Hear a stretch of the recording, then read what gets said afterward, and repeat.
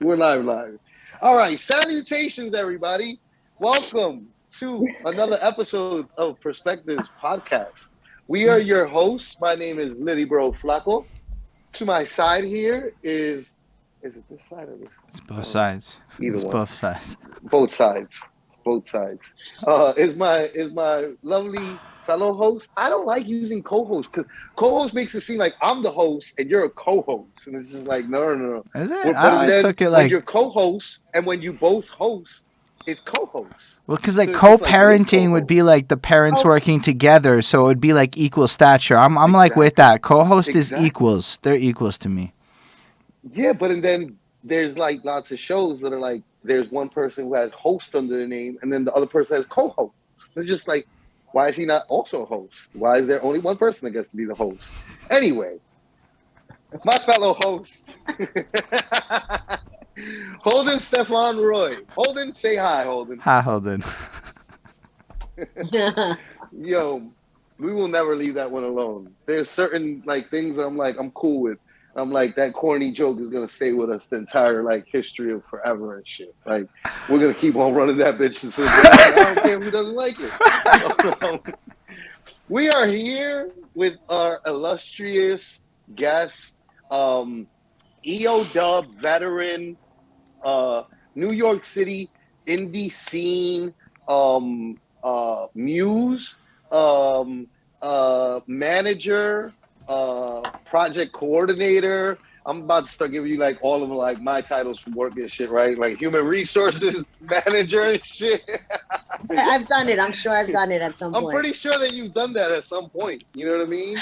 Um, Miss Miss B, a I'll leave the AKs up to you. Go Miss ahead. B. That's your family. Yay. Thank you. You Hi. guys will notice that I call her Shelly, right? Because well, Fam. we'll get into all that, We'll get right? there.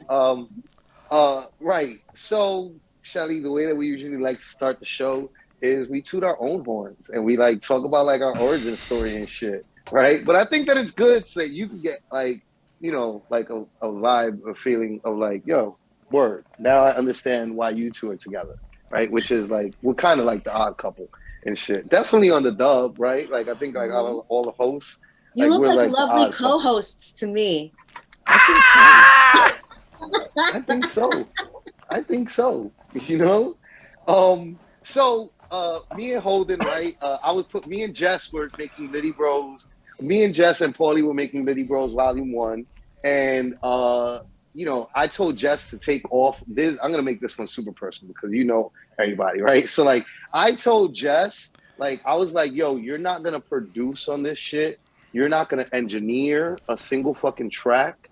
Like you can record, like we can record the preliminary sessions together and you could press record button, right? Like, but I don't want you to put any mix on any of these songs. Like, I don't want you to do anything other than fucking rap and be a fucking rapper. You know what I'm saying? So like he abided by that. Like he like took like he was like, all right, Hitler, no problem, right? And like he was down, he let me do that, he let me steer the ship. And so like I got us an engineer, my homeboy, Merker Miyagi from Merker Studios up in Montreal, Canada, right?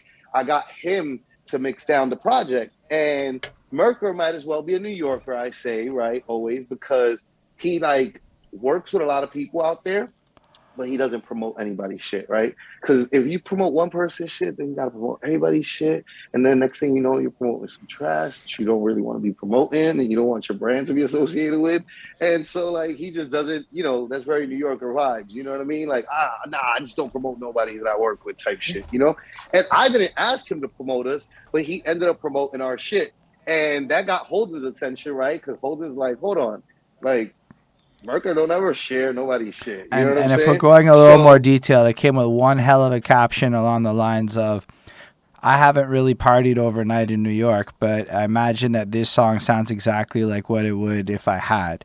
And I'm like, that's a caption. It gets your attention. gets your That's attention. brilliant. Right. Right. And so Holden, who also was on the side doing interviews and doing album reviews and doing his own thing on the internet, right? Um he did an album review for the album because it got his attention enough and he liked what he heard, right? Or he liked it enough to review it, right? And so I hate putting words in people's mouths. It makes it sound so flowery. Like, Holden thinks that I'm the greatest rapper on earth. Like, yo, you gotta relax, my guy. Did he even really love it? Like, I don't know. How much did he really play it? Who cares? It doesn't matter. He reviewed the album, right? And so, like, he reviewed the album, and then I'm such a thirst fucker, right? I'm immediately like, hey, we should do an interview together. You know what I mean? And so Holden was like, we should. I was going to ask you that. And I was like, say no more. Let's do it. And sis, after I did that interview with him, yo, no lie, I felt like I went to therapy. I was like, yo, why have I done all these interviews? Should I go get tissues? Right? Like, I'm like, why is that I've lived all these years doing this shit professionally, right?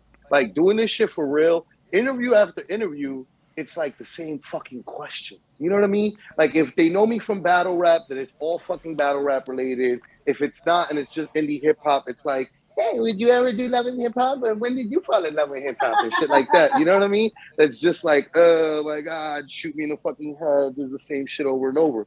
And like, I was like, yo, I finally talked about my life. And I was like, yo, this kid is fucking dope. I was like, we should do something. Like, typical New Yorker, right? I'm just like, yo, I got to put all my friends onto this shit. You know what I mean? There's some dope shit I just came up on. Let me put all my friends onto this shit. So I was like, we should do a show together. I'll bring friends to the table. We'll talk to them together. But like, you'll really like handle majority of the interview. You know what I mean? And it's been a fucking fantastic, wonderful journey. We're like a year into this shit. 50 episodes later. I believe that you are number 50. It is number 50. Yeah, it's 2 years. Danny is reminding me that technically speaking, now that we're in the second year, it doesn't matter if I'm the type of person that I wait till the second anniversary to say. Yeah, me too. Years. I would wait till the second anniversary, but once we're in year 2. The first anniversary, you're in year 2, it's your second year. That's fair. So Danny's right. Also, Danny's always right. That's a perspective. I mean? like, know that shit. You know what I'm saying? There's certain people on this earth that I'm gonna always be like, you know what? I don't really care if she's right or wrong. She's probably right. Yeah. So I'm just going to go with it. You know what I'm saying? It's just simpler. So 2 years now that we've been doing this, your episode number 50, fucking dopeness, right? Here we are. We've enjoyed the journey. You know what I mean? Holden has his questions that he likes to open up with, but I like to always like cut that off, right? Like the typical New Yorker cutter offer that I am. And be like, yo, why don't you tell, these are specific, follow my instructions now, all right? Because not everybody follows my instructions on this. Just give the people your name, your aliases, where you are from, and where your parents are from. All right, I'll follow directions. My government is Michelle Barrientos. In 2000, I started being called Miss B because an artist by the name of Oddity, I was working with him and he told me that my last name was too long. So he just started calling me Miss B. And it worked out because I was engaged to do some sub-promote for somebody. And my boy was like, yo, should I put your whole name on this flyer? I was like, absolutely not. Do not do that. And I was with Odd and he was like, yo, Miss B, put down Miss B. And I was like, fuck it, let me do it. And obviously, 22 years later, it still remains the same. And then, everybody at the Dub knows me as Shelly because of Vice and Ops. We'll get to that. Don't spoil yet. So that's the two names that I'm known by. And then you're from Manhattan, born and raised. Mm. And what my part, mother's if you don't mind asking? Midtown East Side. Midtown East Side, gangster shit. If people were to know New York City well, they're like, you come from money, girl. I come from a mother that worked her ass off and was never home so that I could live in Midtown East Side, Yeah, it's lit. She's from Bolivia. She's from La Paz, Bolivia. Yes. Okay. She came here in 66, and my dad is from Brownsville, Brooklyn. Brownsville, Brooklyn. His whole life? And his parents before him? He's second generation American. I don't know where his dad is from. His mom's side of the family I think is either Polish or Russian. I'm not really sure. My parents got divorced when I was 5 or 6. And I knew that side of the family, but not, I was raised by my mom and my uncle. So, everything. So you know what you tell people, like, as far as like when they ask you what your race is. I just say, I usually keep it as Bolivian or South American, just because that's the culture that I was, in my home. Yeah, exactly. Yeah. Word. I only found out about the Polish part literally, I think like a month ago. I did one of those, I put in my father's name in one of these like websites, and I found the information they tell you'll find. I never believed it. And I was like, shit, I'm Polish. I was like, I had no fucking idea. You had no idea. So, you're like now you're thinking to yourself, like, what do I have to start doing with Polish people? What am I celebrating here? What are we doing? What am I cooking? So what am I learning how to make? Yeah. So that's me. Also, by the way, very cute. All the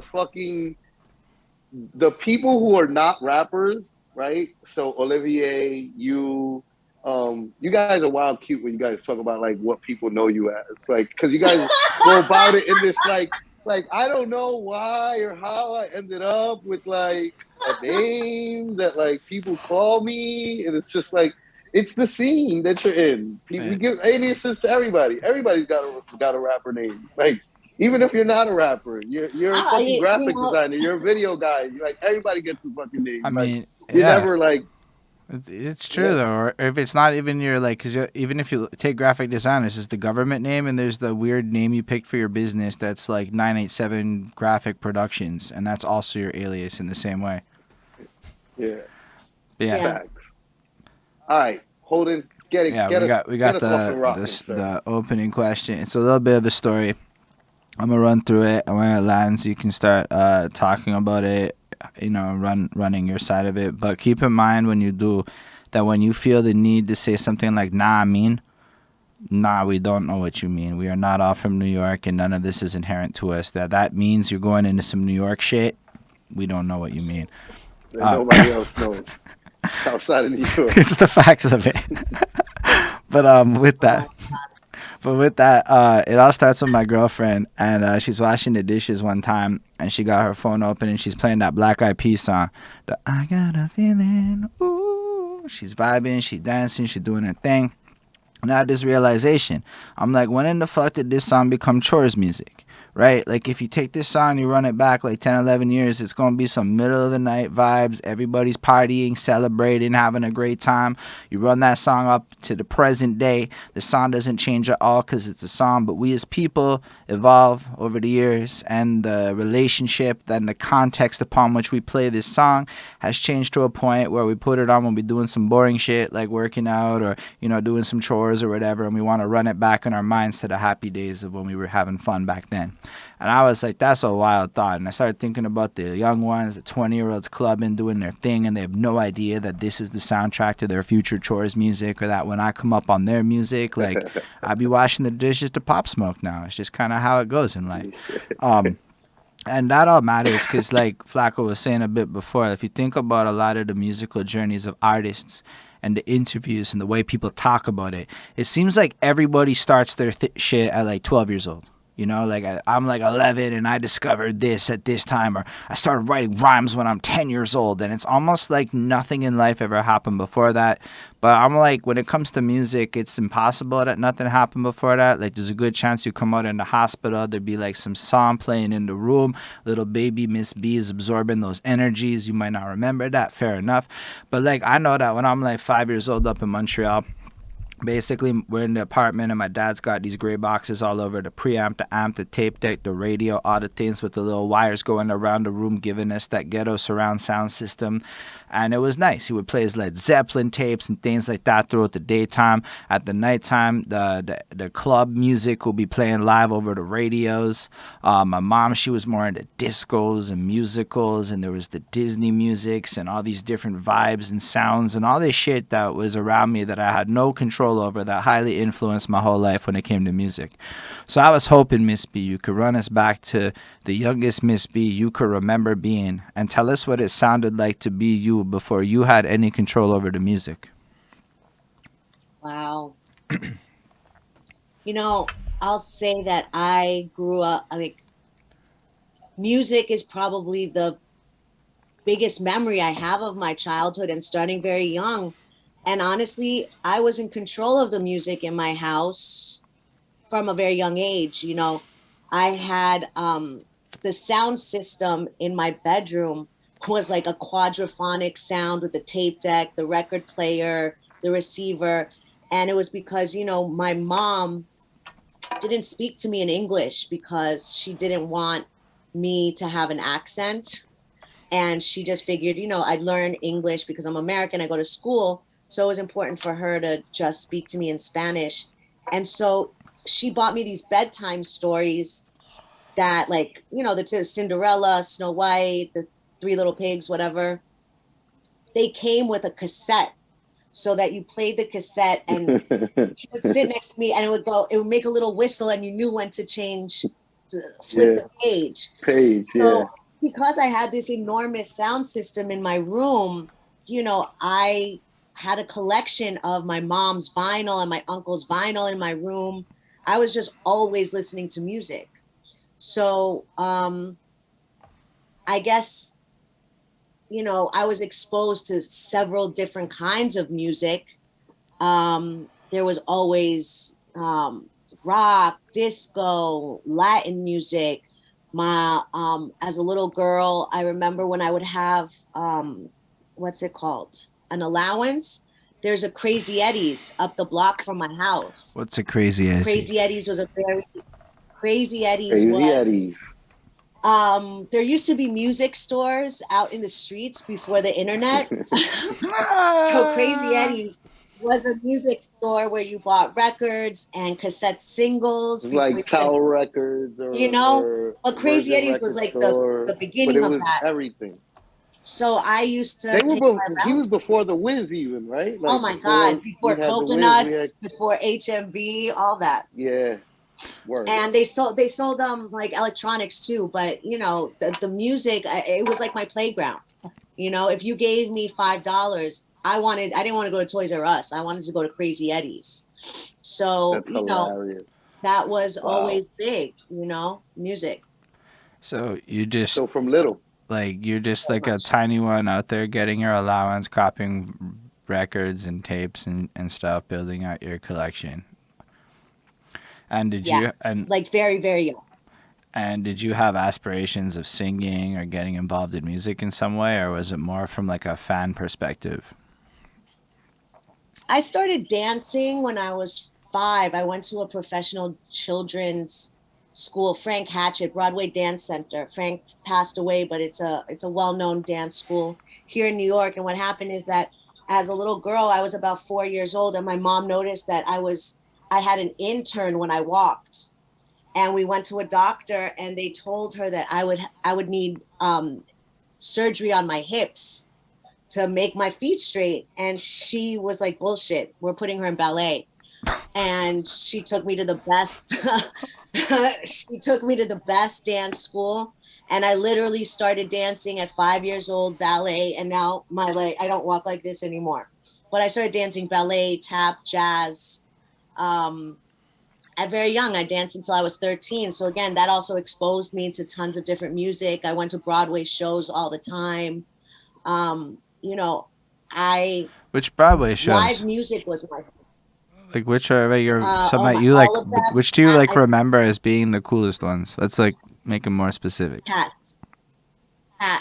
And I know like to Broadway people, that's like the grossest one. But I mean, I think my mom took me to a million matinees. Because you could go right before the show and get like a $20 ticket. Uh, I'm looking at Soza's comments. Anyway, yeah. There was one Starlight Express, and it was a Broadway show where all the characters were wearing rollerblades.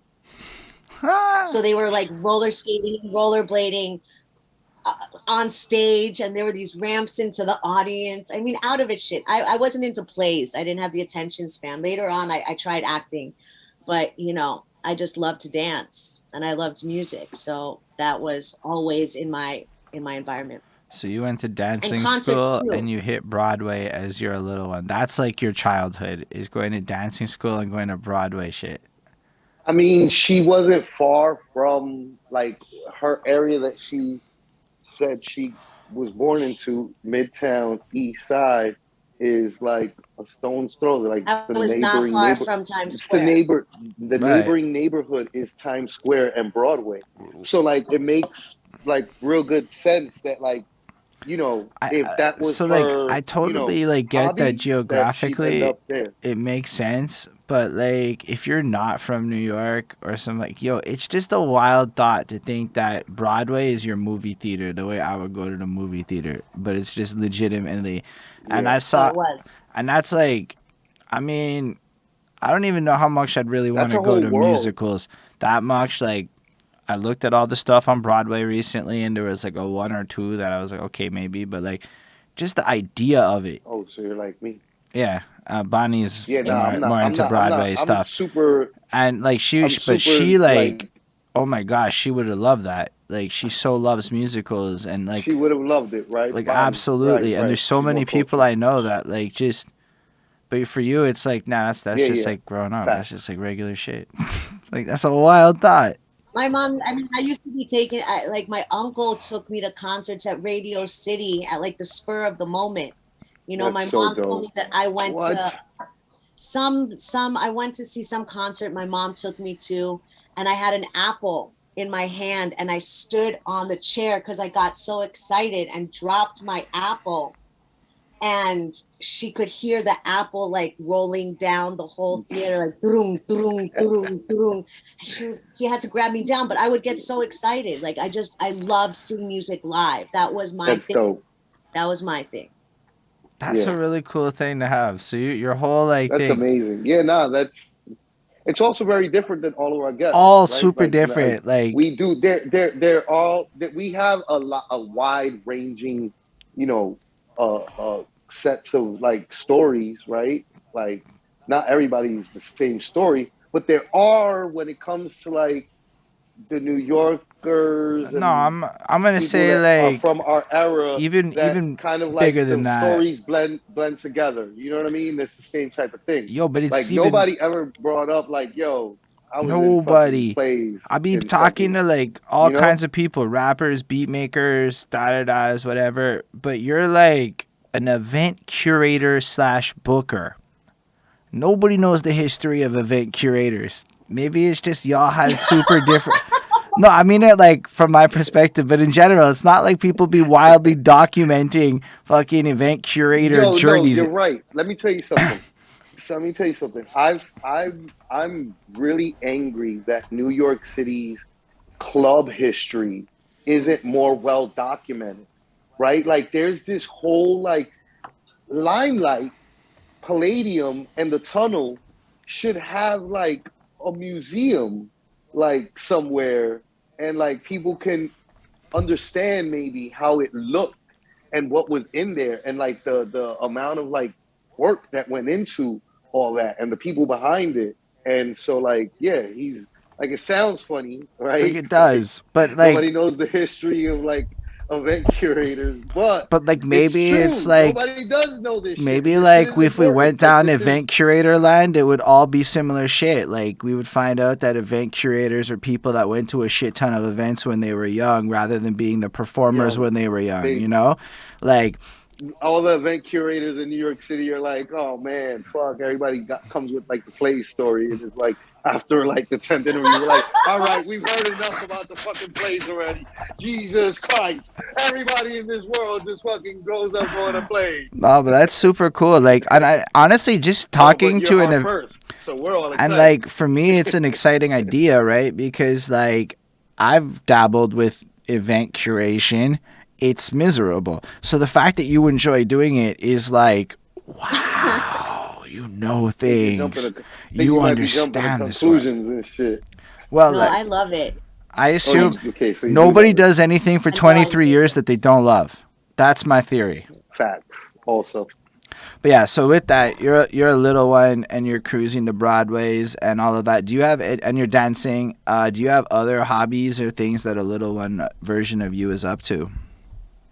Oh, God, no. Dance was my life. I took music classes. Like I took piano for years.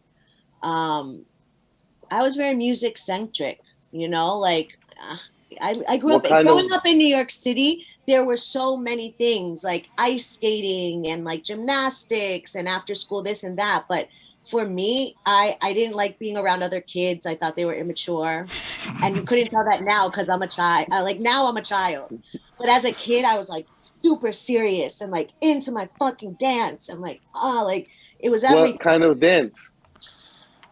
Ballet, tap, jazz. You know, I was auditioning for videos and like I wanted to be a professional. Like I wanted to work, you know. That's dope. So it You was and my wife that's have that in common. yeah, She I also just was wanted to work. tap ballet, and she would do like her best friend was a little Puerto Rican chick, so she was in a like salsa troupe and shit. You know what I mean? And so she would do that too. And Yeah. of course, you're growing up in New York in the '80s and '90s, so it's like, how do you not do hip hop dance too? You know what I mean? So it's just Yeah. like it's a lot of, but the fact that you did the classic, you know what I mean? Ballet, and that must have been rough on your toes, huh? It was rough on my body. Like I like That's what I didn't hear. eat for a million years. Like I would eat a green pepper for lunch, you know, That's what and I that heard. That's definitely what my was wife part said. of the reason why I stopped. Once they got to the point where they wanted to put me on toe, I knew girls that were on point, and like you destroy your body. They're athletes. Like when you get to that level of dance, you're just a pure athlete. There's no difference. And I knew that I didn't want to do that. I didn't like being on stage. I was very shy. My brother will still make fun of like all these shows that he came to see me in, and he said I was always looking down.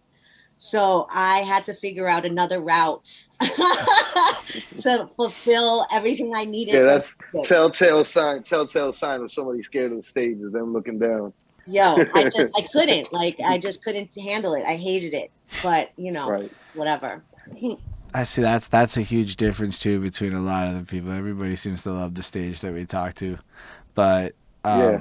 so what happens after you stop doing the dance schools and stuff then? Um I went into high school and I went to a Jesuit Catholic school from kindergarten to 8th grade. I call it a bid. That was 13 years of like hardcore Catholicism and shit. So for high school, I told my mom I wanted to go to LaGuardia High School, which is in New York City. Basically, if you remember the show Fame, it's a artistic, Yeah. centric high school where you have concentration. So you either go there for dance, for acting, art, or voice. So I wanted to go for dance, and my mother just forbade me. She was like, "There's no way you're going to go to this public school. Like, you have to go to Sacred Heart." All the women in my family in Bolivia went to this school. It's an international school. And I was just devastated. I didn't want to do it. And I went and got kicked out after 2 years. And politics. Um, and I ended up going to this very alternative school with like me and one other student in class. Like they basically custom made your learning experience for your strengths, you know? And I ended up graduating early. I graduated from high school a year early and went to work for a graffiti artist. Wow, that's another unexpected twist on my side. How did that come to be? And what does work for a graffiti artist mean? A friend of mine called me one night and said, "Look, I want to take you downtown to the village and see what my friend is opening." And we pulled up, and there was a store on Houston between Allen and what's the one over? Remember where White Rabbit used to be, Flacco? No, I don't. Okay, well, it's in East Houston. And there was about, a 75 square foot store. And there was graffiti, like murals painted on the floor, the ceiling, but they were still getting it together. And there was like, they had to get merch open. And I walked in and told the dude, I was like, there's too much testosterone in here. I was like, you need me to come help you open the store. When are you opening it? And he said, tomorrow at 11 a.m. I was like, okay, I'll be here. And like, I basically hired myself. And it ended up being that was Andre Charles, who goes by Zone, who's a very well-known old school graffiti artist from the Bronx. He has the TCT crew, the city's talent. He's known for this baby Brandon caricature that, used to be all over Manhattan. I was gonna say, I feel like I've seen, like, you're talking about like the big baby with the pacifier in its mouth and the What ended up yeah, happening is yeah. after that store closed, he got another gig up the block, and he did the demolition and the reconstruction and the art at Baby Jupiter. And I helped him.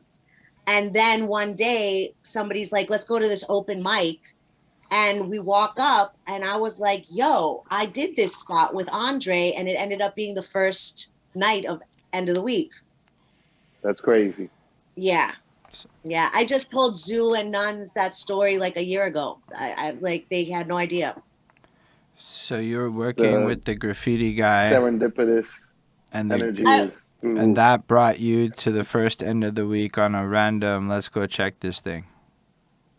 Yeah, after a couple of years. At the first store, I just helped manage and keep the store tight the way he needed, help sell his merch. We also did club vinyl on Saturday nights. So I'd help hire the girls that he body painted and make sure they were comfortable at the club and ready to get on stage half naked and get painted and didn't get scared at the last minute. We did the opening of the Temple of Hip Hop for KRS New Year's '97, and he was commissioned to repaint and design the hip hop room where Stretch Armstrong spun. And in those days, they took such good damn, care I'm of like, me. what was that? 97. I'm like, damn. I don't remember there being like anything before that was like, I mean, I don't know though, because I don't know what was happening in the 80s, right? Like, I wasn't outside like that in the 80s. I was outside, like all kids are outside, right? But like, I wasn't outside like doing grown folks' business, run, you know what I mean? So I don't know, like, but I'm like, damn, is that like the first time that like a hip hop artist kind of curated a location and did like a like kind of like a pop-up shop museum type thing, which is happening a lot, right? Like the trap museum that T.I. is doing is in that vein. What's interesting is what that night was is that, the club would be open from Friday to Sunday morning, I think like almost straight probably. And then the Temple of Hip Hop program would happen Sunday afternoons in this club and be open to like kids, I think. And by kids, I think adolescents, not like little ones. Yeah. But I never attended, but that night opened the door to so much. That was the first time I ever met Chris, Angie Martinez, Mad Lion was there. And I was, a kid and in this green room. And I remember Chris was like, yo, what are you doing in here? You're a little girl. And I was like, I'm your biggest fan. And he was like, I'm going to see you down the road one day. And about 3 years later, I ended up seeing him because an artist I was working with was opening for him.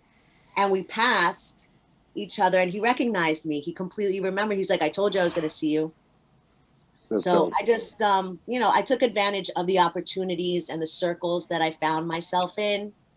And it's taken me on a dope journey. It's crazy that something I did prior to, EOW even existing had to do with EOW, looking back to where from where I am now, it's like, so half my life has been connected to the dub, you know? Yeah. I mean, Yeah. So It's a deep history. that's actually like it's cool, and like it all starts because you got connected to the graffiti guy, then he gets all these opportunities, which puts you into the rooms with the right people, which lets you start to build your own relationships, etc. Which is a big time knowledge nugget. Go take advantage of those things when you're in rooms with people. Yeah, people need to adopt some of that attitude that you had. That's like general life. We were literally discussing before we jumped on for this interview with you. Me and Holden were talking about like the lack of maybe will and want that artists tend to have to like get things going for themselves, and how much kind of I mentioned how like artists have like a real like they just swear that somebody's gonna come knocking on their door and be like, "You are so talented. Here's $1 million." Like, which is like that never happens. I don't know what you're waiting for, what you think is gonna happen. You better fucking go out there and hustle and get yeah, some shit. I don't And know. I can't imagine what it's like to be, 17 or 18 now with all the technology and this like instant, this constant music being put out. And it doesn't matter what you are. It's like not even music. Like, let's say you want to be on the business side. It's just there's this waterfall of stuff that's just always consistently rolling out, And yeah, I think gives people or younger people a false impression of like it's easy, like everyone's doing yeah. it. And in one sense, that's great. But on the other And hand, it is somewhat true, there's a but it's sense of also not paying true. dues. Yeah, that Yes, exists that now everybody could do it themselves. Like at yes, 17, I couldn't go and be like, I want to design the hip hop room for Club Vinyl. Like I know what it's like to intern. And when I got internships and just put myself in a place that was like, can you just like buy me lunch? And they would say yes. I wasn't going to be, fetching coffee and stapling papers for very long. Like I was the first yeah. one there. I was the last one to leave. I would do anything they needed. And that's what created relationships for me that have lasted Hmm. my whole life or half my life since then. I haven't consistently been involved in music. I have my times where I definitely step away. I've done real estate. I've done commercial mortgage brokerage. I've had an accident with my back, but there are still those people that will call me and say, Michelle, I have this going on. Do you have something that where there's synergy that we could work together? And vice versa. It doesn't have to be this consistent presence, always in the spot, always in the Yep. room. That's irrelevant. It's about Yeah. quality relationships, and it's about, what you prove to people that you can offer, and from a genuine place. It has to be a win-win situation. yeah, Right. everything you said Right. is big facts there. Absolutely. Like, Big facts, because most people aren't doing that though. You know what I mean? Like most, so it's like this is good for people to hear, for the people that that's true. need to hear it. I kind of do a little bit understand the little people though, because like it used to be like work at your company for a decade and you get a watch, and it's not really like that no more either. So there's like a kind of No. like a lot of these little ones, because I do this interview, and some of the most surprising people I talk to are under the age of 20, because they really have put like 9 years into their craft already. And that's the other side, is when you can start at 12, you can actually pay a lot of dues, so to speak. Maybe not the same Yeah. Pretty. social dues, but at least It's Not the the just same. different. Yeah. Yeah. the 10,000 hours. Yeah. A lot of these kids, we think they never listened to Biggie, but they bumped Biggie when they were 12 and probably didn't understand it, which is not the same thing. Yeah. Yeah. And then like, Hmm. but then it's like also, where are the people in their 30s and 40s really creating that many lanes for 20-year-olds these days too? Like it's not like that's why like I'm really into this topic of what you're saying, and I'm trying to innovate that kind of stuff in my city, because I'm like, and end of the week actually is doing that right now in Montreal. They have this whole fucking program with the kids, and that's beautiful, but like that wasn't happening as much, I find, prior to COVID. And like COVID made a lot of us go, oh, we need to be kinder and more community centric. But like prior to that, it was kind of vicious to be a little one. I would be like, Really? yeah, like there's not a lot of people giving those opportunities because they're going for university grads with 1 to 3 year experiences, and internships, at least in Quebec, are paid. So nobody's getting a gig. Yeah, there are paid internships. You got to do at least minimum wage on an internship. You saw my eyes? Yeah. I was like, yes. I mean, right? Like, I mean, think about it though, right, sis? Like, paid internships is what we had. It's just they usually always started out as a free internship. But again, like you said, right? Like, look, when I was street teaming with Sincere over at Frontline Marketing and Promotion, I spent maybe like 2 weeks as an unpaid intern. You know what I mean? That's the Like, thing.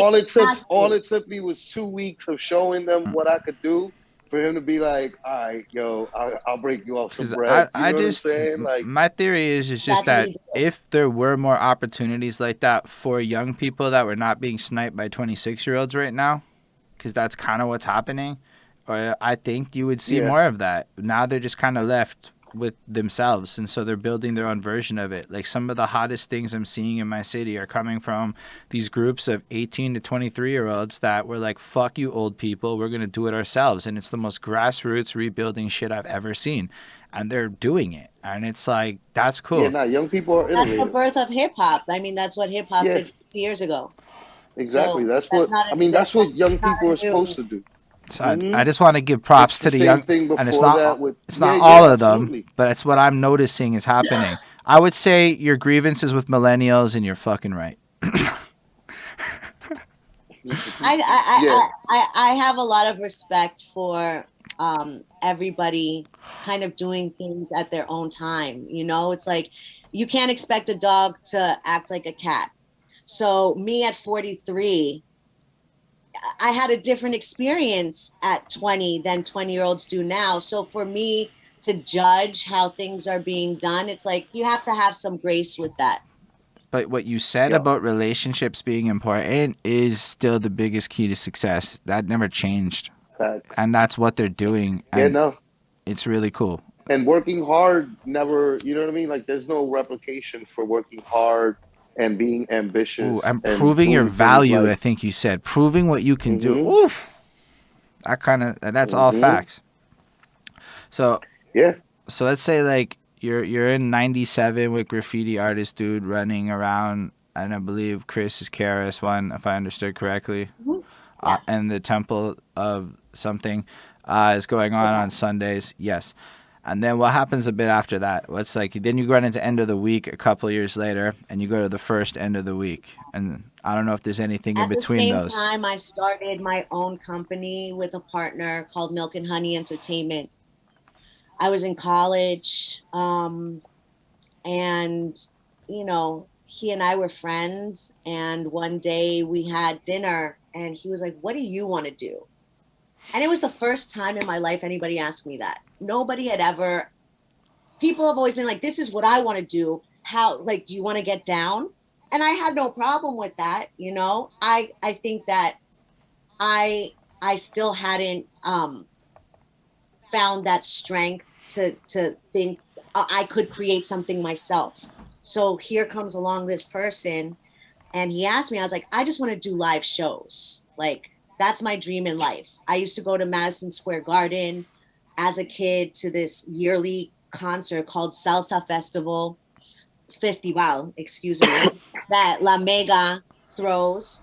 And year after year, I mean, it's a 3-hour concert with maybe 13 to 15 headlining acts. I mean, I saw Tito Puente, Celia Cruz, Grupo Nietzsche, the best, Mark Anthony. Those are huge. Those are all huge. Like, before, I know who Mark Anthony is. Before J-Lo, Celia Cruz, right? Before I mean, Mark Anthony, Tito Puente, like, before all, like, these are the people that are like, they're like making music and like on like a huge global level, you know? Yeah. So I remember telling my uncle, I was like, I want to know who does this, like who creates this. I want to do concerts at the Garden. So fast forward, I tell my friend this. He's like, okay, let's do it. Let's start a company. I was like, what the? I was like, okay. And we did it. And we started throwing hip hop shows and, you know, parties in the city. And simultaneously in my second semester at NYU, I went looking for the guy that does the concerts, the Salsa Festival. I got an internship at La Mega. Which And my is New first York City at the radio time. that's a That's good point. probably like top 5 New York City radio station. number one. Like It was like number one the number Latin one radio. number one Latin radio, but like probably was up there with right like Hot 97 and Yeah. WBLS. I don't know what else would have been bigger at the time. Maybe Howard Stern, Z100. wherever Howard Stern was on, whatever Yeah. Howard Stern was on. Yeah, you know, and then La Mega, like that, it was Yeah. a top 5, you know, station in New York City at that time.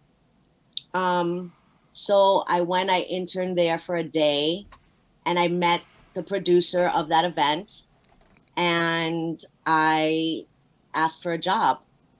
So I then did the concert that I always wanted to do by the time I was 20. And at the same time, I had my company, and I did those salsa concerts at the Garden for a couple of years, and then I was doing hip hop events on a much smaller scale, not at the Garden, with my partner. And you know. So you're the promotion company that sets up the events and books all the people and does all the logistics. You're the logistics people. Yeah, but on both sides. So I was doing that for Ralph Mercado and Felix Cabrera for these Garden concerts. And then on my side, you know, me and my partner, we'd come up with an idea and execute them, you know. We did an event called Black Lily, or no, what's it called? We did the Black Lily that was in Philly, but we brought it to New York, and it was called the Rebirth at Rebar, and it was all female MCs, and dudes could get on at the end. I mean, I did events where I gave away free fried chicken wings. Like I've done it. I've tried everything to get people in a room, and some of them work and some of them don't. Some of these events were great. Some of them were, you know, just me with a lot of fried chicken wings at the end of the night. So so we're hearing the chicken wings, not a win. One of the times the chicken wings did not work. She might have pulled it off once and then tried it a second time. No, we were back, sure. And that second time I will tell you something. You couldn't tell me and my man Damien that we weren't going to have that room packed with people to come see hip hop artists. We were like, yo, who let's who doesn't love free chicken wings? I know, like as a concept, it sounds really fire. Like I want the free chicken wings. Nobody was gluten free or vegan those days. You bring it up, I'm immediately like, where are the free chicken wings right now? Yeah, kind of. Right this second. Son, people were not buying it, you know? And that was one of those lessons where it's like, you can't kind of, that was, I don't know what the fuck we were thinking. I don't know how that just popped into my head. I haven't thought about that in like 18 years. But, you know, looking back, that's one of those moments that we were like struggling to get people into a room and we were like, free food. Like, no, like there's no rhyme. There's no reason. Like, it's not like a culinary experience. It's not organic. Like people would say nowadays. You know, it was so forced and ridiculous. But, you know, there are other things. You live and you learn without that experience. You don't, like, I constantly tell people that, like, there's really not a lot, like, that's great about winning outside of winning itself, right? Like, everybody feels good about a win, but there's not really much else that comes with the win that's of value and of use to you. It's when you take the losses in life that you take, like, you learn, you become better, you grow, you improve.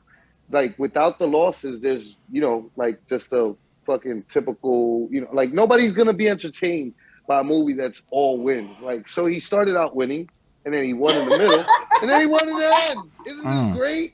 It's like there's gotta be some like adversity, there's gotta be some struggle or like people aren't entertained, you know? There's boxers that I used to like love that I don't love because they couldn't take a loss, and like one loss turned them into like glass champions, and like they were like easily defeated after that. And it was just like, well, you weren't the champion I thought you were. You were not a champion at all. It doesn't matter that you had the belt. You weren't made of what a champion is made of. A champion is gonna face adversity, lose, and then come back and win bigger. You know what I mean? Facts. Like The job the that I guy that got, just wins the whole time, and then once he loses, doesn't stop losing because like he's in his head about losing once is like, you're not a champion. You suck. You're trash. Like you're horrible. Like what? Like you no, but know? he was stronger. I got fired from that job that I did for the production at the Garden. And I remember crying, walking out of that office and really being like, I just did what I wanted to do since I was 12. I was here and I got fucking fired, B. Like I felt like such a loser. And even though I got fired because I was standing up for myself, basically. And it was a different environment culturally that I was working in. When you're working with like this Latino community and tropical music, it's just that was a different ballgame.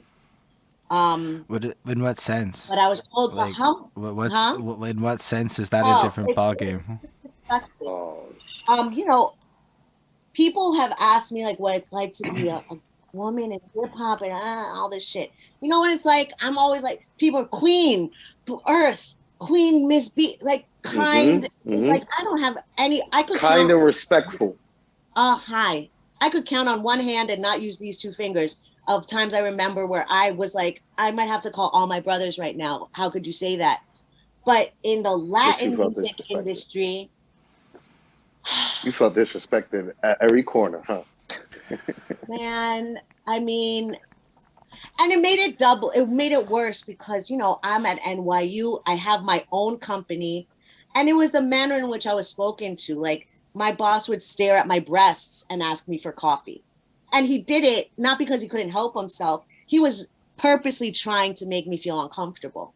When I was offered things and I said no, and just was like, I just want to work here. This is my position. You know, he hired another green-eyed, light-skinned Latina girl that obliged, you know, things that he was offering. And she got some better positions at like certain gigs. You know, like we have a show with 13 artists.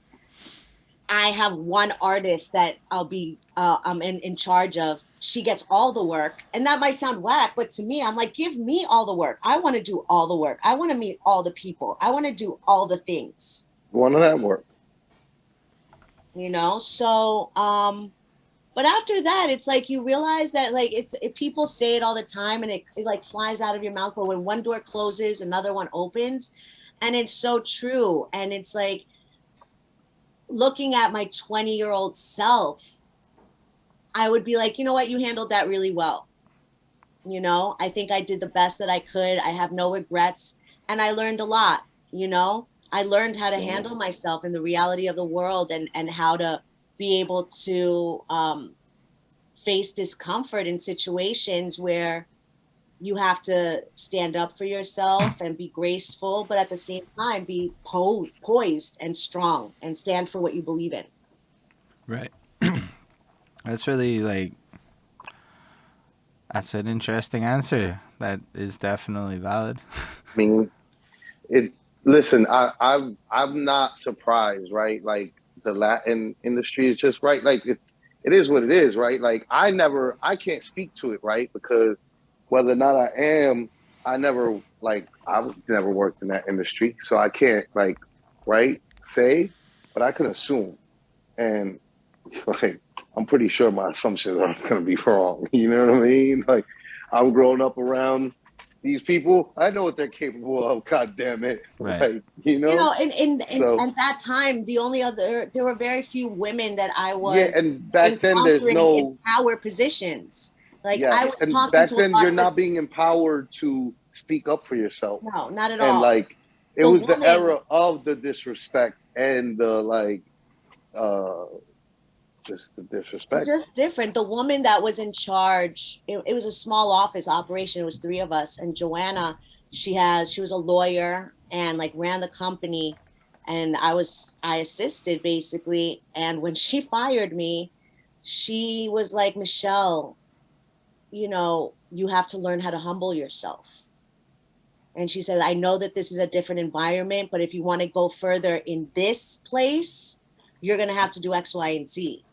And to be told that, it's like, just my job, what I do, my value isn't good enough. I have to kind of like mold myself into something that's so outside the realm of what I find to be acceptable. I'm not going to do it. And that's a scary proposition to kind of stick to at 20 years old, when you think like, oh my God, I made it, I'm here. And then I went back to like doing, you know, little bars somewhere else, but I had my dignity and I was happy, and I learned that lesson, you know? Right. And then you kept doing these bars and other venues and different events. Yeah, you know, the live shows with hip hop evolved into parties. The early 2000s were the nightlife changed in New York a lot. It went into like bottle service and like, you know, no Tims at the clubs. Like, so I made a lot of money in college that way. Like basically, which was so weird. That was such a weird era. It happens where like I still have friends that are like, when I tell them like, yo, we're going out, they're like, what's the dress code? And I'm like, what do you mean? What's the dress code? There is no dress code, fam. Like, you're an adult, fam. Like, you come dress however the fuck you want to. Like, there was this era where it was also, right, it was the era of the disrespect. So we were being disrespected at places, and we allowed for this disrespect. You know what I'm saying? And like, it was just a different era, and it like places could set these like stupid rules. But like nowadays, it's like, you know, I remember there was a time when I would do parties and first approach a manager or an owner, and we'd have to like, it's an urban professional crowd. You know, like see how they felt about that. What kind of music, everything, you know, like we just wouldn't let them be like, oh, whoa, no hoodies, no, you know, like, and get into that whole shit. If we were like, it's hip hop and reggae. No, fuck it. It's everything. We're playing all types of music. Yeah. Now what? New York had an ugly, like that was from what, like I would say like what, like late 90s to like 2005. I think so. That's maybe earlier, like 2004, and then it cooled off. You know. Yeah, nah, that shit's not popping now. I walk into all the fancy restaurants, like however the fuck I want to. Like sometimes, yeah, I'll look, you know, like, yo, you know, did this guy come from work? He couldn't have came from work in that tux. Like, what are you doing in a tux? Like, but then sometimes it's like this, and it's like, yo, my hoodie, but like, what am I wearing? Like, I'm probably wearing more expensive shit in my hoodie and my sneakers than I am in a suit. You know what I'm saying? Or tux. And so like,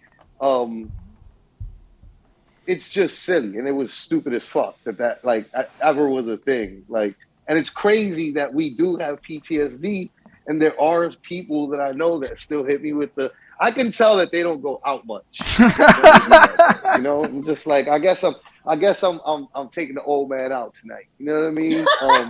But like, I'm just like, yo, how did that ever happen? How did that ever exist? Like, that was so crazy. I made a lot of money. It was right? It was the era of disrespect. Like, yo, it wasn't even just like women were treated literally like, yeah.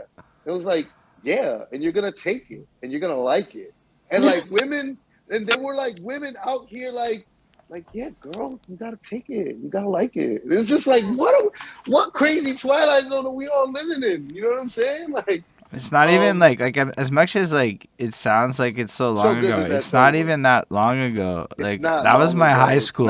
That was my high school life. Yeah, not long ago at all. Not long ago at all. No. At all.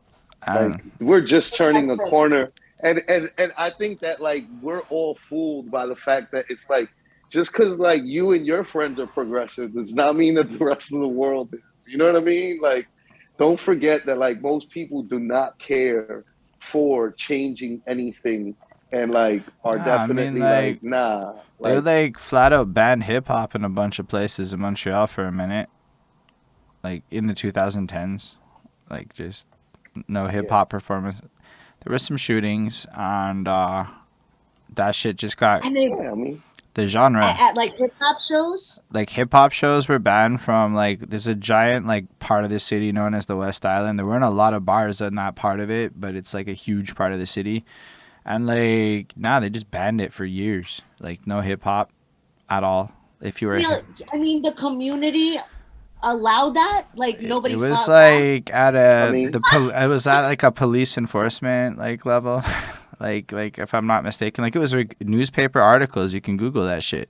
Like it's like that like easy to find, and it's not across everywhere, It's but like like there were like Footloose. it was like venues were banning I hip mean, hop, and then I found this I video mean, of all that these still happens rappers in New York, protesting right? and shit, and it was like a real it's sometimes a struggle actually to get the venue spot if they know your hip hop still to this day. I mean, listen, that is literally still a Just story tell in them New you're York playing City right everything. now. Why? That's why Smack and URL teamed up with Caffeine, and they throw all their events on the West Coast because it's just not a problem. And here in the city, you know what I mean? Like the venues are like really like a hip hop event. Like what? Like you need to give me X amount of the bar up front, and I need like it's crazy. Like the amount of like ask is like, yo, you want us to not throw this event. I see what you're doing. You know what I'm saying? Like, Yeah, but still, it's like I guess better now. I don't know. I mean, it's hard to sell. I mean, Now it's really like nobody knows. I don't think anyone knows a lot about what the live scene's gonna look like in Montreal or in a lot of places. Are you guys I think like things up are and changing. running again? Yo, like as of like fucking this, like 2 weeks ago, they killed the Vax passport. So yeah, I went to a show last weekend and was jumping with a bunch of 20-year-olds, and then like I'm going to 2 shows this weekend, and so like that. There's so many events. I couldn't go to everything I wanted to go to. Like my homeboy couldn't come with me on Saturday because he was at the next event, and they're all the little ones too. We're not like saying festival shits, which are also coming because Just for Laughs is all of it. It's like, whoa, It's opening back up. it's like COVID This ended. summer's gonna be crazy in New York too. It's gonna be late. It's gonna be like I'm not home a lot. Man, well, let's make money. That's it. That's the other side. It's gonna be good. That sounded. That's like Let's go live. Let's take this that show sounded. live. That's a bar. No, absolutely. That's like, yo, I mean, you say that, but like, I'm already trying to like find somewhere. I mean, I haven't put a lot of effort in yet, but the second I can find a venue person I like, I'm like, yo, like, cause I do a version of this just on my own, and there's a bunch of Montreal rappers and shit. I'm like, let's just fucking do it in bars and then stream the bar. And like, Let's do it. I don't know how to do it between us because we in different cities, but like maybe we get 2 bars and make it. I don't know. We'll be creative with it. That this is the time. It's like what I noticed during lockdown and COVID is that, I think artists or creatives are used to having to, I don't want to say struggle because words have a lot of power and that makes it seem like too hard, but are used to adversity, right? They're used to having to figure things out. So with COVID, I saw a lot of my peers and a lot of people that I don't know, but creatives, figuring out how to pivot, how to continue doing and creating with what, they're facing at the moment. And I think some people created really dynamic things like the Versus organization with those that started with Raekwon and not Raekwon, RZA and Primo. That first night, that show saved my life that week.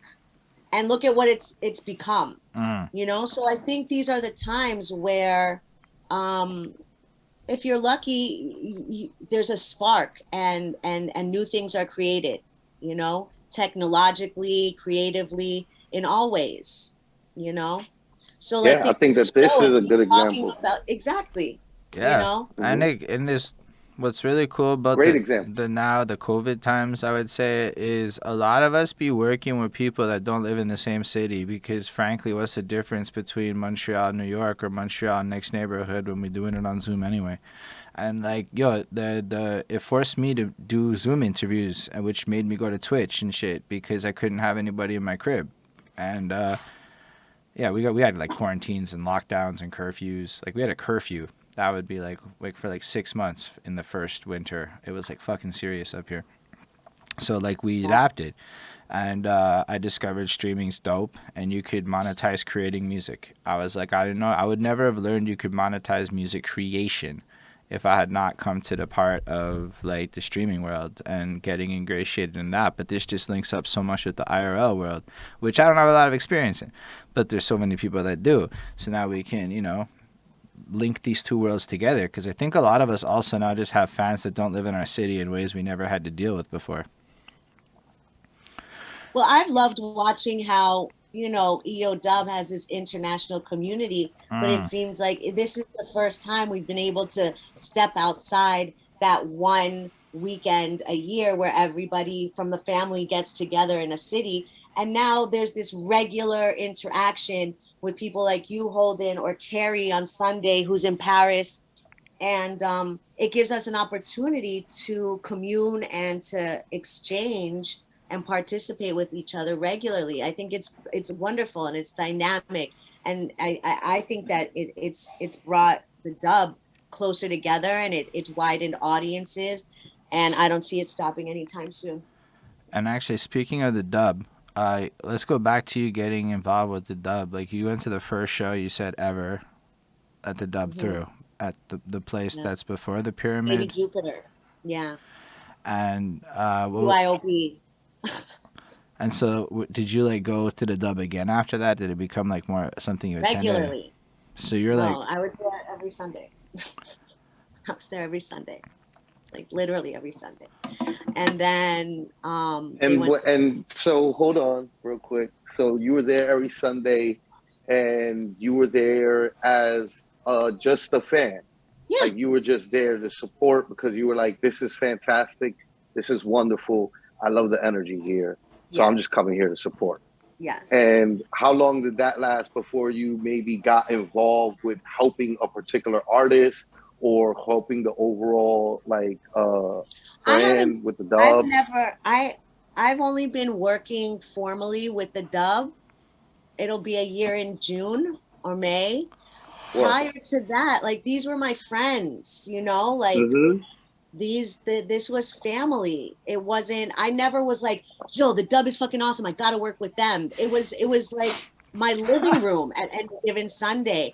And then the friendship that I built with Vice and Ox, I helped Vice with his own projects, but never directly with EO Dub. I never helped them book anything, organize anything. We're I mean, I could, if you want to, like, I could speak to, like, the kind of help that you give, right? Because you helped me, you helped us with, like, Littyyy Bros Volume 3, right? So, like, before we were hanging out and you had decided that you wanted to, like, bring your Miss B, Shelly energy into my stratosphere and what I was doing, right? Like I didn't have a plan for essentially what this year was gonna be, right? I had what I put out in the last couple of years, which is we met when we were working on Volume 1, but Volume 2 was already in the pocket, so that was last year. You know what I mean? So it's like, it seems like a long time, but it's like, yo, I planned it. I knew it. You know what I mean? But I didn't know necessarily what I was going to be doing with Volume 3 until like Shelly got involved and she was like, yo, I love Super Spick. We need to put this back out. We need to put this whole thing out. And so like, I only celebrated it last year that passed, because of that, you know what I'm saying? That led me on to doing the like where I was just like, you know what, like I don't want to do Super Spick again, but I definitely needed to be doing like Latin sounds. Like I needed to be fucking with wild Latin sounds that I hadn't been doing. Like for like since the Adventures of Super Spick, I put that shit to the side and I was like, I am not giving people what they want. I'm gonna do what I want. I'm gonna rap over whatever the fuck it is that I want, but it ain't gonna be that. Say that much, you know? And and when you came back, when you came in, right, and you was giving suggestions, I was just like, all that shit is Muse shit. That is just like, yo, there's no quantification. There's not even a title for that shit. You know what I mean? Like, it's literally just help out of the goodness of your heart, right? Because it's not like, yo, I need to manage it so that like I can get a percent of, you know what I mean, the profits. When it's not even that. It's literally just like, yo, I just think, you know, this is awesome. And what you did with this is awesome. Next thing you know, that's inspiring what's about to come out in a couple, like, maybe like a month or so. Wait till Weeks. June because it's the 65th anniversary of the National Puerto Rican Day Parade. And they've been gone for 2 years. Drop it on that day. You know what? Might end up holding it for a little while longer. Might end up holding it for a little while longer. But yeah, the point is, this is what you do, right? Like this is a perfect example So of you just know like things. what. I mean, how could I be like, yeah, I just do. That was feel just an like asshole you saying knew that. something and you applied what you knew to the circumstances, and it was like that was like you're in the know. You know shit, and not like Matter of fact, you know everything. what? Let me put a further punctuation on it, right? To wrap it up even nicer, right? It turned me around. Volume 3 is like all Latin sound. We're working on volume 4 that's not no Latin sounds. It's like some funky shit and some house shit and some retro shit. But I already decided in my head that I was like, yo, after that, I'm coming back to the Latin sound and I'm not leaving. Like I'm coming back to it. I'm just staying on it. And this is just gonna be my sound because nobody's really like playing this spot. And I was just like, and I really just like, enjoyed the way it the sound. Then there's also wide ranging like sound, like palette, you know, like it's like a lot of different types of sounds. Like some of it is fucking Brazil funk, which is like we're literally talking about like music that's popping in Brazil type shit. You know what I mean? And like some of it's Latin trap, and then some of it's reggaeton, some of it's like some like regular old boom bap hip hop, but with the fucking uh dope ass Latin sample in the shit. You know what I'm saying? But the point is that it's like you could do a lot of ranging shit with that type of sound. You know what I'm saying? And yeah, so like it's like literally ended up being the path that I'm going to be taking like deliberately for quite some time. You know what I'm saying? So it's just like, yo, yeah, I'll guess that she knows some shit, right? Like you, who the fuck Or knows? it's like at least knowing the right shit to know in the right moments to trigger things. You know, Yeah, I talk on things and I think that things I see things. So it's like I ended up being with Jess and Flacco the night that they shot a video. And the Littyyy I, Bros Redux video. and I loved it. And then I was like, let me go listen to all his music. And I did. And when I went back, because I knew a Dutch Vega back in the day, you know what I mean? So like there's this whole new stratosphere of music. And you know, things just come to my head and I see them. So I share my ideas. But for me, it's like that's when I know, like that's my gauge, like that's the way I gauge things. Like I could see it in my head. You know, when I feel like I could see something in my head, I'm like, I feel like you just feel something. Like some things don't inspire me, and I don't work on those things. Like I really enjoy being happy, and so I do everything I can to be happy. Like I'm not somebody that's like grind and hustle every day and team no sleep. No, like I like to Facts, sleep. facts. You I said that to like me to when we first rest. met. And like I work hard, not I work smart, not hard, or both. But you know what I mean. So I can't Yeah, I mean, there's listen to no something I quantification for enjoy, experience. yeah, and be like, the artist is right here. I gotta tell him what I feel, and like it's up to you to take it or not. And I'm appreciative and like humbled that like that inspired a direction for you, but you know, it's not stuff that like I always put my 2 cents in with everybody that I come across. You know, there has to be something that like sparks interest, you know, and that I enjoy. That makes a lot of sense. That sincerity you were talking about before, because it can't be like not good. So I guess but in the 2000s, then you're going around the bar thing. That's kind of like where we were with you, and then you have your company there. And then in 2019, you're or 20, you're with End of the Week or something there.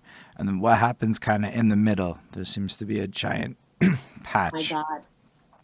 Okay, important. In 2003, I graduated from college and I was working with a DJ prior to that. That's how I met Ox. Everybody thinks that I met Ox at EO Dub, and he and I met independent of it.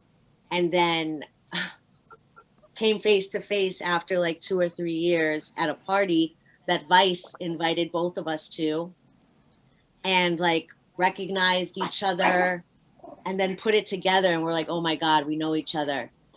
And I started working in commercial mortgage brokerage for a couple of years, and in that time I ended up getting a really bad back injury and was on workers' comp. But the evening that I met Ox again through Vice, you know, Vice was like, yo, this is perfect. Like my 2 good friends, like now the 3 of us are together. Shelly, come to Ox's house tomorrow. And like literally from that next day for like 6 years, the 3 of us probably spent like 5 days a week together, minimum. I mean, like we were just always together. Like it was just, we were inseparable. And that created a whole new level, like a different experience with music. No one ever knew that I could write. And I shared that with them. And like Vice tried to like help me like rap and stuff. And like that took forever. I was always scared to. But then I would help him with his music and Ox with his stuff. And it was just always, it was a very supportive relationship. It was dynamic, like having those 2 guys by my side always, and laughing and having fun. You know, it was something that like I talked about, like I've taken steps away from music at different points, and that was a time that like just it made things fun again, and it made Ox things just said from the comments, he said facts on Wax and yeah, tax.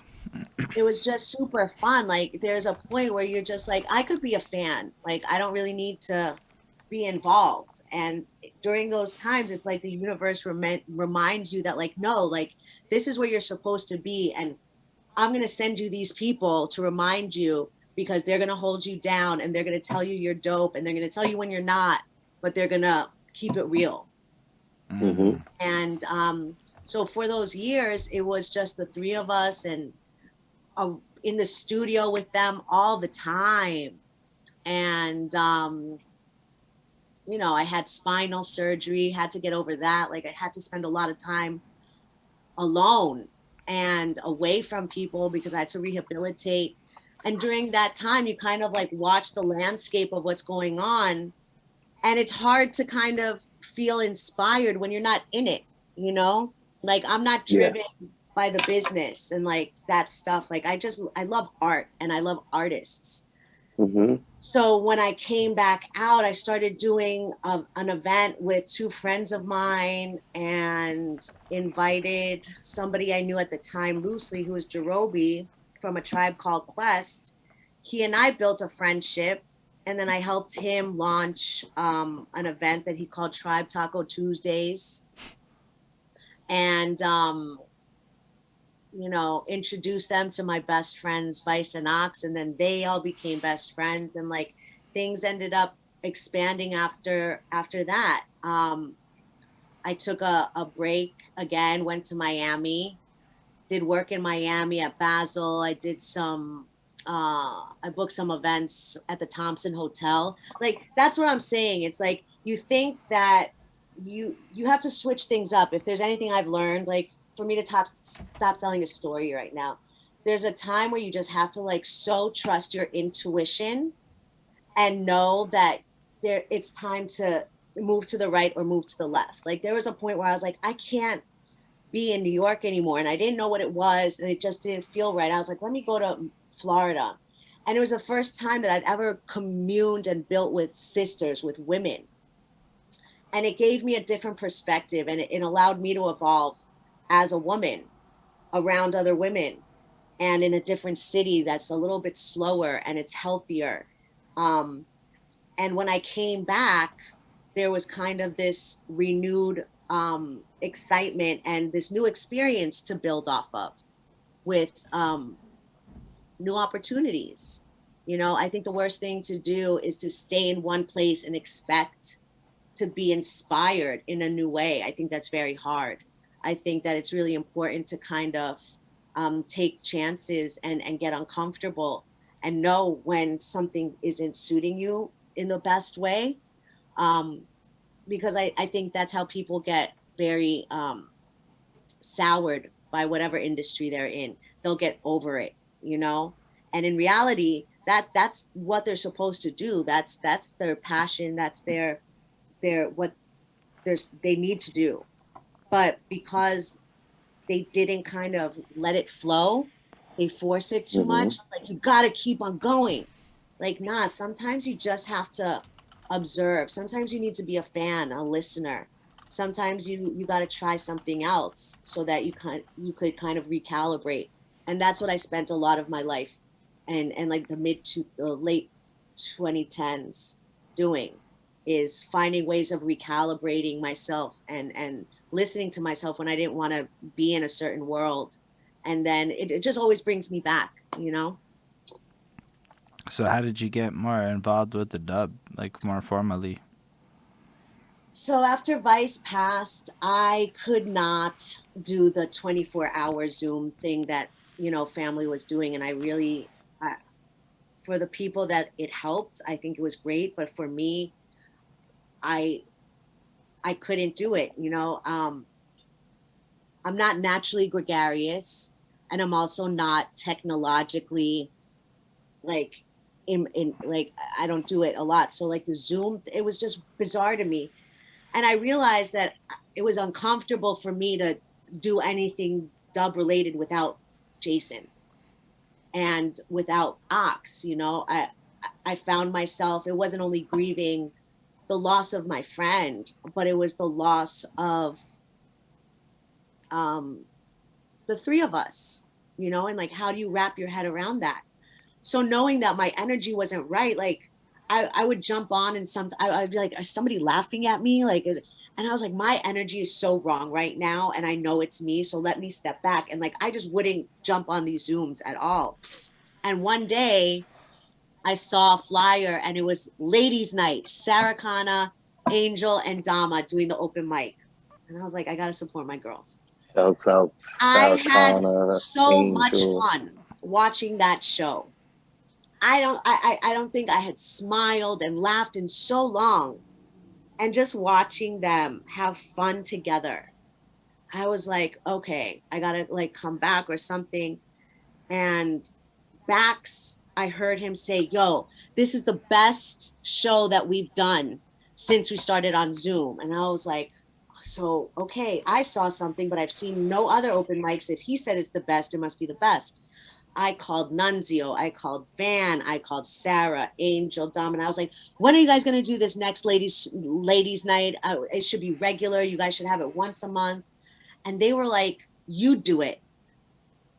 They had like 50 shows a week. You know, the last thing they wanted to hear is like, let's brand a new show. So at that point, the girls were like, yo, if you just do everything, we'll show up. And like, depending on who's available. And I think I did it because I wanted to do it. Like, I thought it was fun. And we just started doing that once the first Sunday of the month. And I was like, let's call it Ladies First, as nod to the Queen Latifah track. And I started doing that. And after a couple of months, they asked me if I would just start booking all the shows, all the open mics, and helping with that. So I did that. And then as things kind of got tighter within, the dub, I don't know what to call it, like the people that make all these things happen. That's a great question. What do you I- call the you know, like dub people? Yeah, the You Illuminati. guys sound like conspiracy theorists right now. Well, it's like, You is know it a that? council? Are they a Folks sound management insane. team? There's no council. Are they just like a No. collective? Yeah, But I like, feel what's I like don't the know what to the call tier them. is? The people who go to Yeah. that meeting. You guys look at it like Yeah, that. so It's I just like became one of it's those just like a couple people. people. We know them.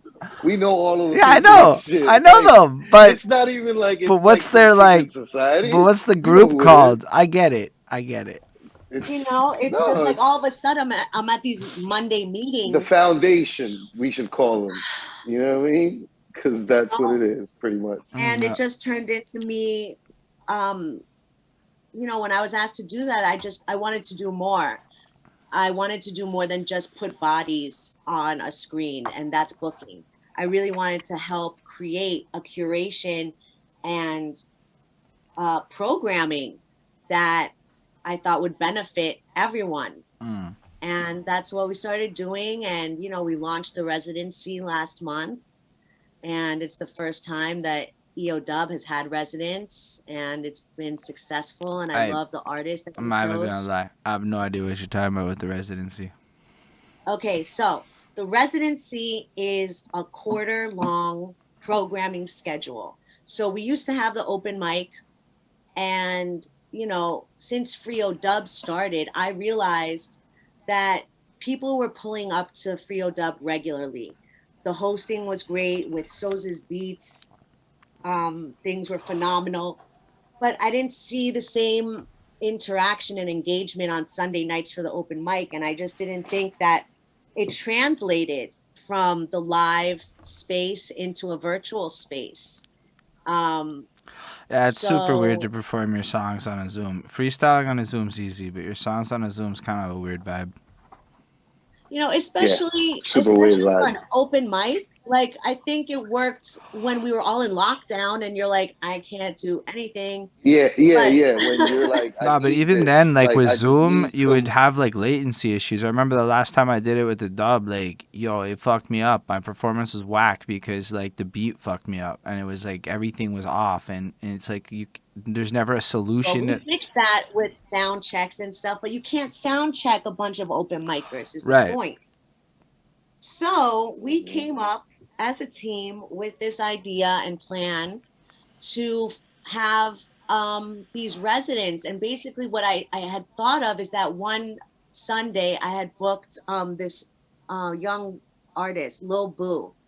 And when I introduced Kendra to her, Kendra asked me real quick, she was like, how old is she?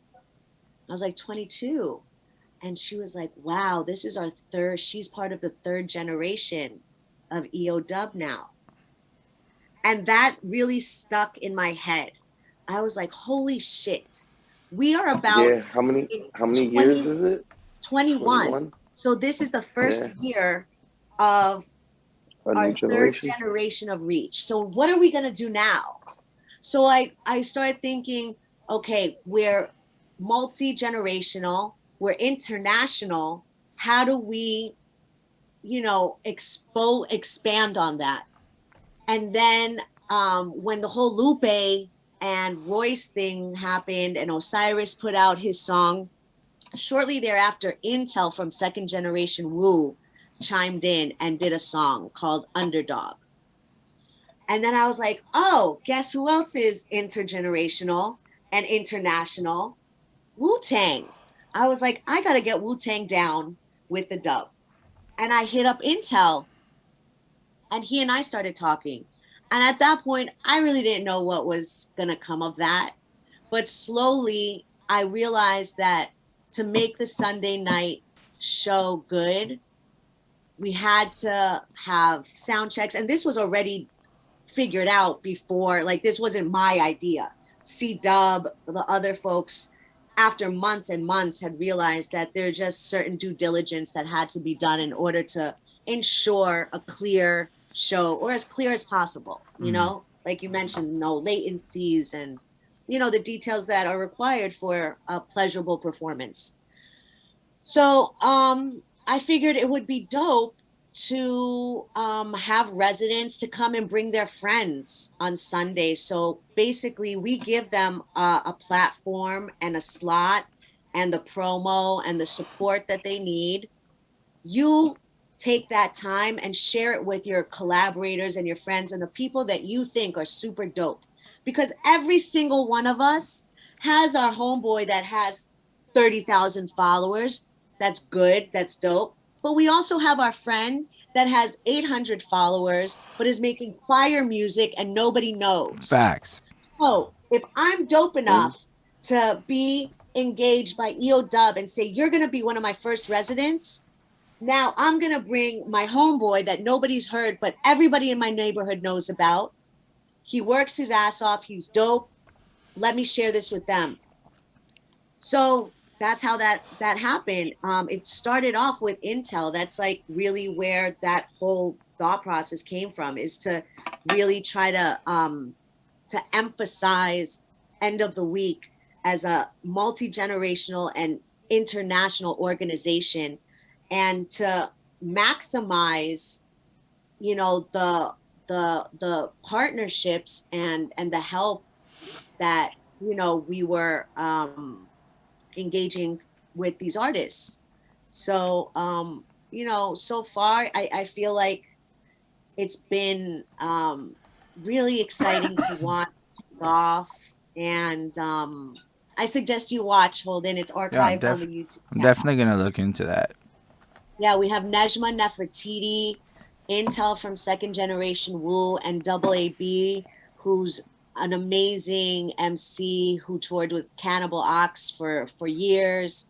He's also, you know, he has a graphic novel. He conceptualized this idea of lyric vision. So he made a graphic novel, and all the words, like the story, are verbatim a song. So each song is a graphic novel in itself, and the graphic novel comes with a QR code on the back. That's too hot. Pretty fucking cool. And that makes it a sale, no? Oof. That's hot. That's hot. Yeah. So that brings us to 8/39. 2022 March 30th. You know, that's what's happening now. That's really cool. So you're basically one of those people that looks at a situation and goes, here's what we can do better. And you're one of those people that's like right usually when you say that, because sometimes people say that. I can't be like yes, but you know, I'll listen to you go on about it. Like, you just flexed pretty heavy on good idea after good idea after good idea and big advice for a significant amount of time, right? I think, yeah, that's fair. You can that's what you do. I mean, that's a role. Like, I know it sounds weird, but like, it is a role to like, it is. Like, somebody got hired in my company, my day job shit. And honestly, they recognized that she could play a role like that. She could look at what's happening here and start connecting some dots that the rest of us can't see, because, you know, you can't see the forest through the trees and all that. And somebody got to go see the forest. And it's like, I'll say this, that I have that ability. I'll accept that, but it wouldn't have been possible. And I don't think I would have uttered a word if I wasn't sure that the team that we have could execute it. Like, I just had I mean, when I had to present to the board my proposal for a 3-month curated reprogramming of, you know, and I didn't have a plan B. You know what I mean? Like, there was no rain date. There was no other idea. And I didn't realize until I closed my computer, finished, and I was like, this is a dope idea. They should do it. I had confidence, but I was like, but what if they don't? Like, what are we going to do in 4 weeks? after this break, after the MC Challenge finals. Like, we're not gonna keep doing open mics that are like, you know? So it has to do with, again, who you surround yourself with, the team that you have, and your dreams are only as powerful as the people around you that will support you and add life to it. Right. You know, I couldn't have done that by myself. Yeah, it's a big facts. I think Big We Ox can't do wants us nothing by to ourselves. mention Idea Factory VVS. Idea Factory. So, you know, I think it was 2016 when I was in Miami, and I would call Vice and Ox, and you know, they'd be, all of a sudden Vice would be like, I'm at the Idea Factory. And I was like, the what? And I knew where it was because, you know, Vice and Ox were together every day. And then before I know it, they had their public access show and everything that's happening now with Idea Factory and focused on Pennywise is just also an extension of that. It's like this diversity. Ox, should Ox come in here and help me with this? I can't read. And Ox, if you want, you can just unmute and say what you got to say. Come He said on, no. help He doesn't me. want to get on. He's He like, doesn't want to get on cam. Am I supposed to tell them about diversity? What's coming up? Same idea, like me and Vice started doing diversity, but where did we get that idea from? You know what I mean? Like Shelly, I know you mentioned the shows you used to do with Damien before. She did it under diversity, so we just carried it on from there. We would try to. Diversity started. It was an event in 2003 that my company Milk and Honey and EO Dub collaborated on, and it was called Diversity. And I remember when my partner came in with like 5,000 flyers to this. I still have a picture, and I was like, Diversity, I hate that name. I hated it. And for some reason, the minute that Ox and Vice started doing it, I was like, that fucking shit is so dope. That is brilliant. So yeah, I mean, that was another connection. You know, it's funny. Ox does a lot of great things, and I support all of them. It's Ox not a actually cool guy. that like uncommon and crazy, right? Because literally me and Holden were talking about that before the show as well. I was telling him that like when people know you, they're just more endeared to you. So like you kind of like some shit that you don't like from somebody else, you get it from somebody that you like, and you're like, you know what? Now I love this thing. Oh my God, what do you know? I really wouldn't have loved this thing if I didn't know this person though. Who knows? You know what I mean? But it just, that's how it is, you know? Yeah. So Diversity should be coming back shortly. We'll see if there's any good surprises. That's a live show event. That's a collaboration between you and End of the Week. No, that was. Now It's a public access show that Vice and Ox co-hosted. Right. Okay. And, I know that Big but I Ox have a probably feeling told it'll be me about that, but Big Ox is the kind of guy that says a lot of things with a lot of, like, everything's got a highlighter and a bullet point on it, right? So sometimes it's a little hard to remember all of the little ones that are highlighted and bullet pointed. Yeah. Right. But all of it is worth paying attention to. Facts. Absolutely. Yeah. And I got stuck with the banker part. That was my favorite part of the Big Ox interview, is how he's a good banker and that like my God, fought for like the good nobleness of it. I think that is the thing that stuck with me the most. Not anything else. It was that. I was like, damn, there's good bankers. And Big Ox is a good I'll banker. tell you something else that you might be surprised about. Ox and I were born 20 minutes apart. What? Same day, same year. What? Was it in the same hospital? Different countries. Oh, right. That's wild. It's bananas, you know? It's like one of those things crazy. that when we ran into each other after those couple of years of not working together, he was like, I asked him when his birthday was. He said March 8th, 79. And I was like, wait, that's my birthday. And I was like, let me see your ID. Very typical me. Let me see your ID. We switch IDs. And he looks down, he was like, oh my God, you're that bitch. And I was like, what? And he remembered working with me years back and hating me. He did not like me. And I can't imagine why. But after the fact, it's like I said, from the next day on, me, him, and Vice were like this. And I can't imagine my life without him in it. You know, he's just one of those people. And it's like 20 minutes apart, God, like, really? You really did that? He's the one. My nickname is Shelly because his sister's name is Michelle. So his family calls his sister Shelly. I have been running from the nickname Shelly since I was a child. My family calls me Mimi or Mishi. So one day the three of us are hanging out and he starts calling me Shelly. And I was like, chill, chill, chill. I hate that. And Vice turns around and goes, no, now you're Shelly. And I was like, okay, cool. You know, like it was just one of those things. And now the only people that call me Shelly are family from the Dub. Like nobody from anywhere else calls me that. We have the same favorite color. I mean, I could think something and be like, something's wrong with Ox, and I'll call him, and sure enough, like we just have that. It's one of those bananas things that always, again, it's like all this magic that comes through EO Dub.